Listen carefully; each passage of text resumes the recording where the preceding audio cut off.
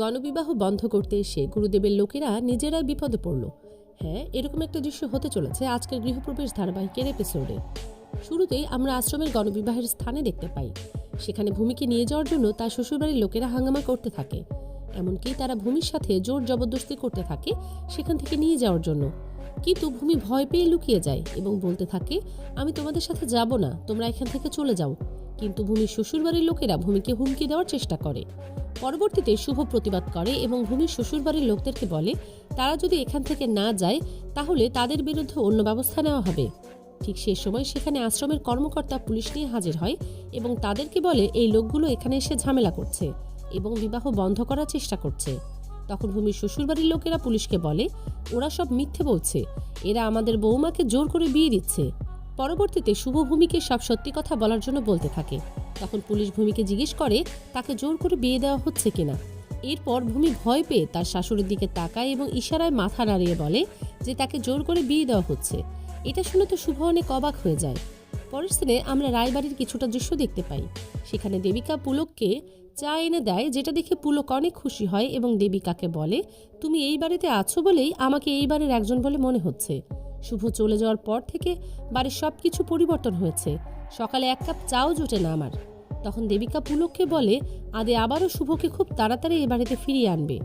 এই কথা শুনে পুলক অনেক খুশি হয়। পরের সিনে আমরা আদিকে দেখতে পাই, সে ছদ্মবেশে আকাশের অফিসে ইন্টারভিউ নিতে গিয়েছিল। অন্যদিকে আকাশের কাছে অয়নার ফোন আসে, যেটা দেখে আকাশ অনেক বিরক্ত হয়ে অয়নার সাথে খারাপ আচরণ করতে থাকে।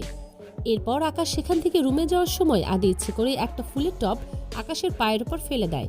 এতে আকাশ পায়ে আঘাত পায় এবং ছদ্মবেশে থাকা আদিকে বলে তুমি এটা কি করলে, আমার পায়ের উপরে এত ভারী টব কেন ফেললে।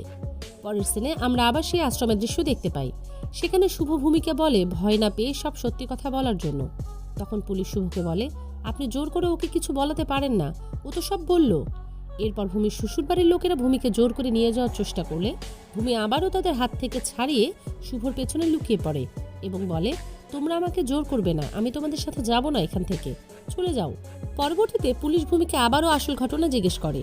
তখন ভূমির শ্বশুরবাড়ির লোকেরা পুলিশকে বলে ও ভয়ে এসব বলছে, বিধবা মানুষ কোথায় আমাদের ছেলের স্মৃতি নিয়ে বেঁচে থাকবে, তা নয় ওকে জোর করে বিয়ে দিচ্ছে।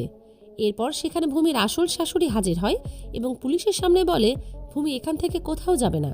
ভূমি তার শাশুড়িকে দেখে অনেকটা সাহস পায় এবং সে পুলিশের সামনে সব সত্যি ঘটনা খুলে বলে, যার ফলে পুলিশ তার শ্বশুরবাড়ির বাকি লোকদের ধরে নিয়ে যায়।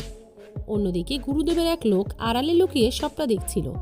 এরপর সে গুরুদেবকে ফোন করে সবটা জানিয়ে দেয়।